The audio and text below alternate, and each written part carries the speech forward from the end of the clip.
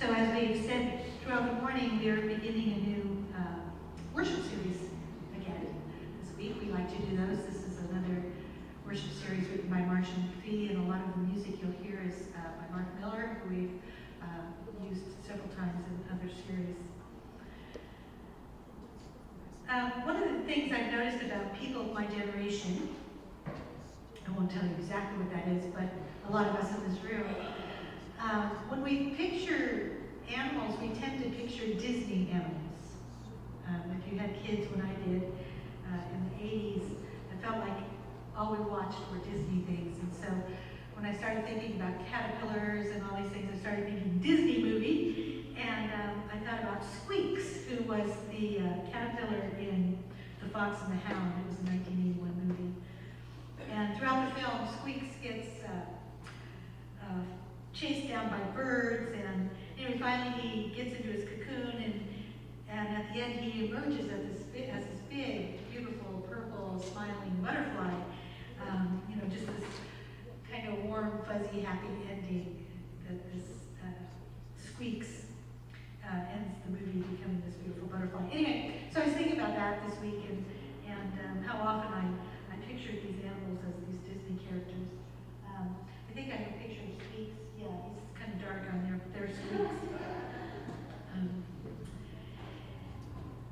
The idea of caterpillars and chrysalises and butterflies, they have been forever, since ancient times, symbols of Christian rebirth. And so thinking about that this week, thinking about Squeaks, all of these things, I remembered that about 2 years ago or so, I heard a radio show called Radio Lab. It's from New York Public Radio.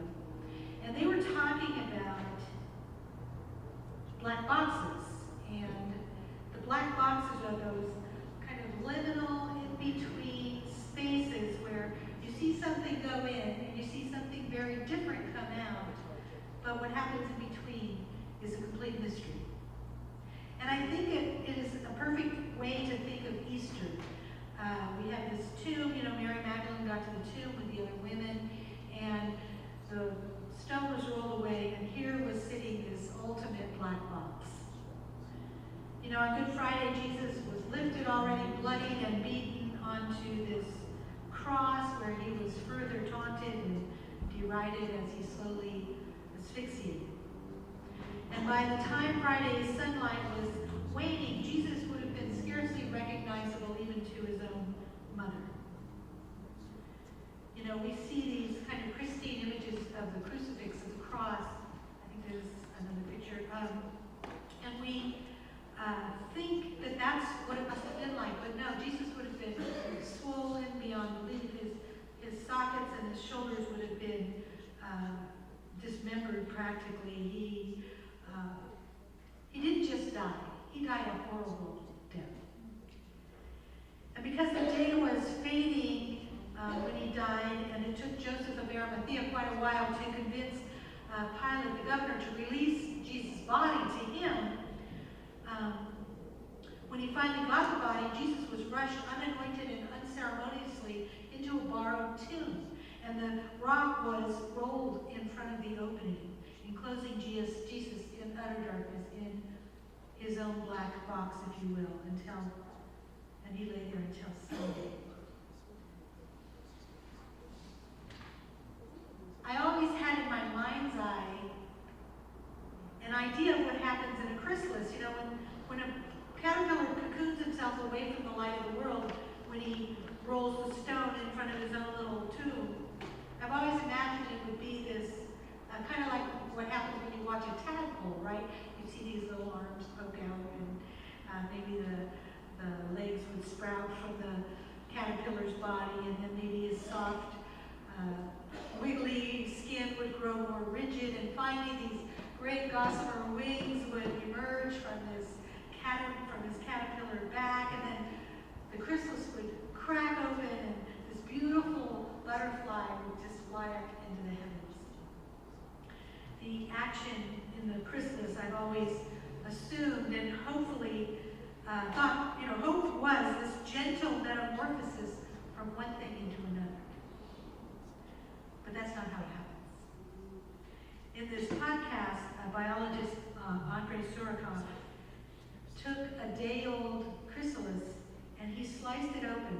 one-day-old chrysalis. And inside there is no caterpillar and there is no butterfly. There's no halfway thing like a tadpole. There is nothing resembling any animal at all. No legs, no head, no spine. The content of the chrysalis after only one day is just a white, oozy goo. And it turns out that when the caterpillar enters its tomb, immediately its cells begin to rupture and the muscles dissolve. And all that's left is this little amino acid and protein soup. And the biologist calls what happens to the caterpillar cataclysmic, catastrophic. It's a violent change, an utterly disruptive transformation. So after hearing this podcast, try as I might, I can no longer now think Disney butterfly. You know, in order to emerge from this chrysalis, in order to enable a new birth of beauty and wonder, the caterpillar has to be completely and entirely broken, completely destroyed. The caterpillar has to go through its own Good Friday. But there's more. Biologists at Georgetown have conducted experiments, and they condition caterpillars to respond to attractive and repulsive odors, and then they allow those caterpillars to go into the chrysalis. And amazingly, after all this transformation, after the butterflies emerge to new life, they still retain the same attraction or repulsion to those smells.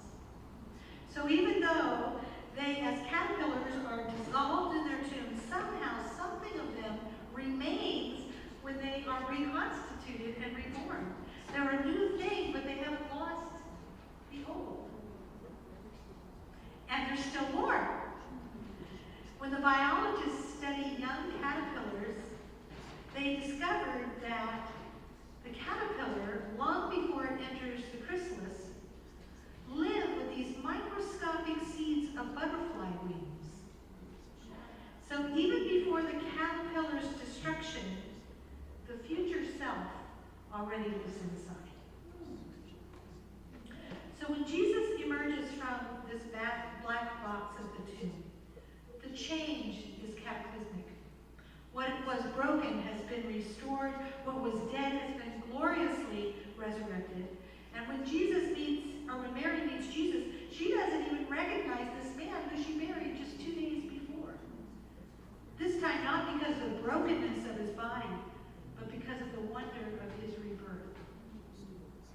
And yet, we soon learn in some of the resurrection stories that even in the rebirth, the wounds on Jesus' hands and feet still show. He has new life, but evidence of his old life, his battle wounds, if you will, are still present. Easter is about Jesus, and all these things are true of him. But Easter is also about us, and they are true of us as well. These truths give us both pause and promise. You know, we say as Christians, and you hear me say it a lot, especially as we enter into Lent and Holy Week, that we have to own our whole story. Not just the love and the miracles and the peace and the nice Jesus stuff, but we have to embody also the murder and the tomb and the resurrection. It isn't just a liturgical thing, right?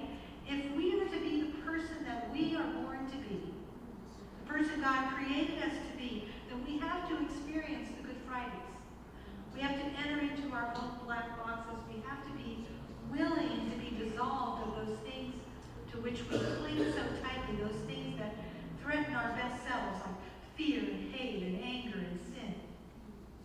We have to enter the black box that is inky dark without knowing how it is and what will be when we emerge, but we have to have the faith that God is in the process. Some of us might be in a black box right now. I'm believing our church is right now, not this church, but our church in general. And we might, in various ways in our lives from time to time, experience the cataclysm of the cocoon. Right? And if we're brave enough to walk that whole journey, to give up ourselves to find our truest selves, then the promise is that that the tombstone will eventually roll away, that the chrysalis will crack open, and we will emerge from Good Friday with the Son of God into new life.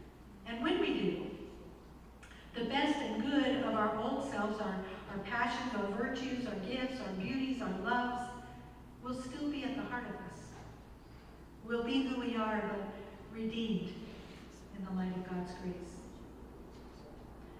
I'm going to take it a step further because I want to say, as I just said, that I do believe the Christian church is in the chrysalis right now. We have been comfortable for a very long time, and now we are being challenged to allow big change. The church as we know it is dissolving in front of our eyes. We are not all going willingly. Many of us are clinging to an old image of the church. But I want us to be encouraged to let go, to experience the darkness of a cocoon, to let this be a time of great change. Let's examine what pieces of temple, what pieces of the United Methodist Church need to stay and which need to dissolve away so that the Church of Jesus Christ can speak to new generations. As we work our way through this new worship series, we're going to be watching for ways and for what will emerge for temple as we allow our wings to start to unfurl and as we get ready to fly again. All of this in some ways seems really far-fetched. It's why we know there's a God, right? Because life is so intricate, so complicated. And what works for butterflies, we can't even imagine would work for our church, let alone our own souls. Our flaws and our fissures, they grow deep. Most of us feel like we're too far gone. Our brokenness is irredeemable. But my friends, we're talking about butterflies, and they are insects. Beautiful, true, but they're bugs. Whereas we, in this room, every one of us, are created in the very image of God. If we want to see true beauty, we need to look inward and find that seed of resurrection life that was already planted in us from the time we were knit inside our mother's womb. It's there right now, ready to grow, to displace and dissolve those things that separate us from God and from each other, so that we can burst forth in diverse and radiant color. Hallelujah. Amen. Bishop Karen Olavito is just about to enter a black box of her own. The Council of Bishops will meet this week to decide her fate as the first gay bishop in the United Methodist Church. But I want to say that we did not elect Karen because she was gay. We elected Karen because she is an amazing, truly, deeply faithful spiritual leader. She's been appointed as the bishop of the Mountain Sky Annual Conference. She began presiding over that area last September. As she faces, and as we as a denomination face the outcome of this decision, she will either still be bishop or she won't. But either way, we will presumably further divide as a denomination. How it all plays out, we don't know, because we are in the dark of the cocoon. But Karen has this to say about that. She says, here's one thing I know. The God who made us and loves us unconditionally desires us to live fully and freely, unfettered by fear. This God invites us to sink into the knowledge of his love and acceptance and find healing and hope and the courage to push back all the ghosts and demons and bullies and sinful social structures that still seek to fill us with fear. When we can hear the voice of God calling to us, reminding us to not be afraid, then we're liberated to love, to really love ourselves and those around us, and even those we've come to fear. When that happens, we are free to grow, free to live fully, free to create healthy families and communities. She says, in the days to come, my friends, let go of the fear.